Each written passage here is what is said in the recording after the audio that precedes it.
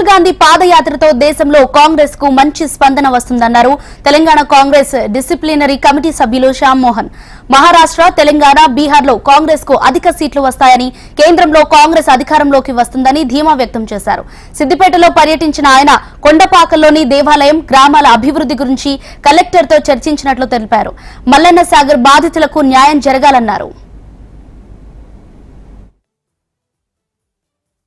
Parliament ఎన్నికలప్పుడు చాలా స్పందన వచ్చింది. ఎన్నికలకు అన్ని విధాల కాన్స్టిట్యూన్సీల తరపు నుంచి, మాకు అన్ని వర్గాల తరపు నుంచి,